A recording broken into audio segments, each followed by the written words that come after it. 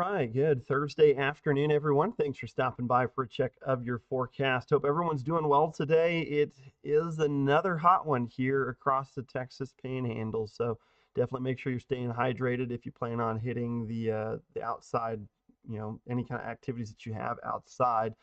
It is August 7th, year of our Lord 2025. We've got a couple of rogue thunderstorms up in the northwest, one of them near Texline and north of Dalhart. That one seems to be really struggling to maintain its core, but really high base shower, probably producing just some moderate rain and some really gusty winds as some of that evaporates before it gets to the surface. I've got another shower that's coming off of the mountains there in Union County. That one appears to be really close to Des Moines, New Mexico. We'll see if we can't maybe show you a couple of these sky cams out there. This is what it looks like from Des Moines, New Mexico.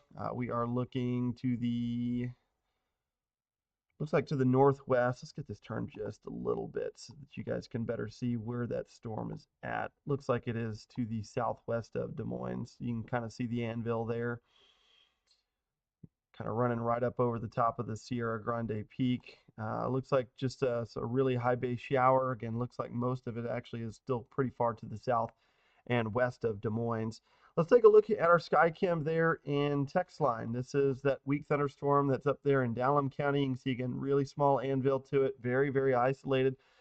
Rain is not the main theme or priority today. A lot of us are dealing with the hot, dry, and very warm conditions. Let's take a look at our sky cam there in Highland Park. Again, this is actually what you're looking at is a prescription burn out there. You can also see a pyrocumulus cloud trying to form too. Again, when you get these really, really hot temperatures down here from these prescription burns and wildfires, sometimes they'll actually set off a pyrocumulus cloud, which is just that warm air rising up. It condenses and cools into a cumulus cloud, but given that it is done from a fire, that's why they call it a pyrocumulus cloud, and that's what you're seeing out there. This is actually a prescription burn over at J.A. Ranch down there in Palo Duro Canyon. Very big fire, but it is a controlled burn. There's actually two of them right now that are ongoing. We can show you on visible satellite what that looks like. So you can see again, there's those two fires, one of them in Armstrong County, the other one in Donnelly County. You can see again just some of that smoke out there in the south and east, and you actually see that little white dot there on top of the smoke plume. That's the pyrocumulus cloud that's just recently formed there here within the last 10 minutes or so. But again, those are controlled burns, prescription burns. They are not wildfires. They're just prepping some of these, rugged topography areas for our next wildfire season, which again could be a little active one if you haven't kind of heard us alluding to that, just given the recent rain that we've had this year. It's a lot of grass, a lot of fuel out there. Still green, but as we move into the winter months and the early spring, all of that has to go dormant at some point. And when we get those, really warm, dry, windy days, could lead to a bad day in the panhandle. So some people taking some preventive measures already, which is certainly a good thing here in the panhandles. You can see again just that pyrocumulus really just on top. Just a really cool photo there from the Skycam in Highland Park with that prescription burn. Go ahead and move on. Again, we can't sit on it forever, but highs for today, we've made it to 101 so far here in Amarillo, 105 in Dalhart, 103 in Canadian, 98 so far in Tucumcari, currently 99 in Vega, but they were in the triple digits. Those dew points in the 40s and low 50s, so any shower or thunderstorm that does develop probably won't produce a whole lot of rainfall, but will more likely produce some really strong winds. Currently, winds are around 10 to 20 miles an hour. Heat advisories are going to continue until 8 o'clock tonight. That covers a majority of the Texas and Oklahoma Panhandle. Just 4 counties in the southwest not included in that. That would be Deaf Smith, Palmer, Castro, and Swisher County, and then none of the counties we cover in New Mexico under a heat advisory, at least for today. Heat will be the main theme through the next 48 hours, but moving into this weekend, we are going to start seeing that ridge of high pressure retreat to the west. That's going to introduce some of that northwest flow aloft, and that will probably lead to some isolated thunderstorm chances. We also have a chance for some marginally severe storms. We'll have a marginal risk across the northwest half of the area on Saturday. This is still subject to change, but this is still 3 days out in terms of severe weather forecasting. We still have today and tomorrow to get through. But there's enough confidence there that we'll probably get some storms to develop on Saturday.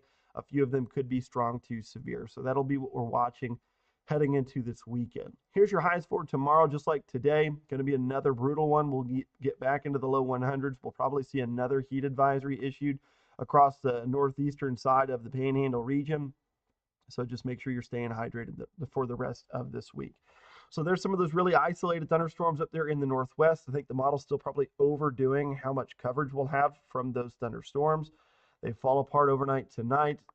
Friday, having a similar day. Storms will be very isolated in the northwest.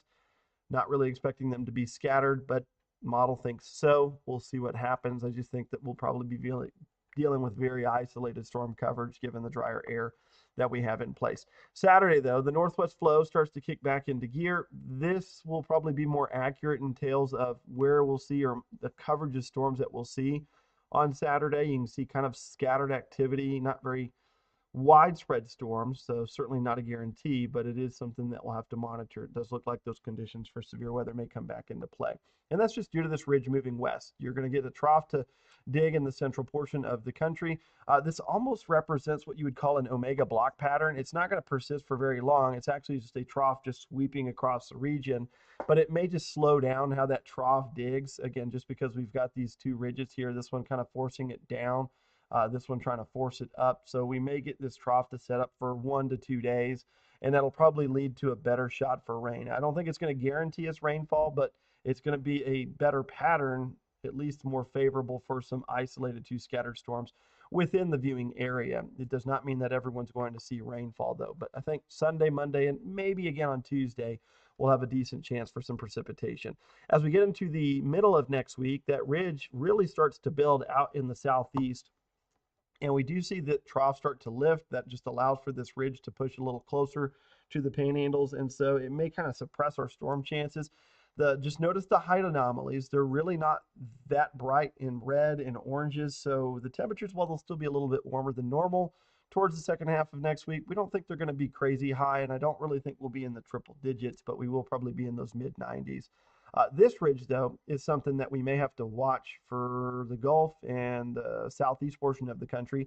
As you guys know, we are in August, so we're starting to get towards that climatological peak for hurricane season in the Atlantic Basin. We don't really talk about that a whole lot here just because it normally does not impact us in the southern plains. You know, if we have some active weather, sometimes we'll take a glance down at some storms, but generally speaking, just because we're so far away from the Gulf Coast, we really don't focus on that stuff a whole lot. But since we're just looking at the overall upper air pattern, you can see this ridge building in here. That might allow for some storms to kind of sneak their way into the Gulf of Mexico, if any do develop as we move into the middle of August. I know that you guys may have seen a few, phantom posts from some storm chasers and some other people trying to hype that stuff up. Again, it's still too far out to talk about specifics, but, climatologically speaking, we are getting into our hurricane season where you would traditionally see a lot more hurricanes in late August and September and sometimes early October. So I do think it may be something worth monitoring, especially if you have family or friends down in the Gulf. Just let them know that things could become a little bit more active in this ridge, just depending on how it sets up in the middle of August, could just allow for some stuff to sneak underneath it. And so maybe something to watch should we get any storms to develop over the next couple of weeks. Here's our 7-day tracker. Tomorrow we've taken that 10% pop out. For Amarillo, and we may have a rogue storm in the northwest, but I just don't think we'll see any here. Saturday and Sunday. Saturday, you'll see another hot day. Chance of rain pretty low, around 10%. I just don't think we'll see widespread precipitation. Now, it's at trough digs on Sunday. We should see our chances really spike.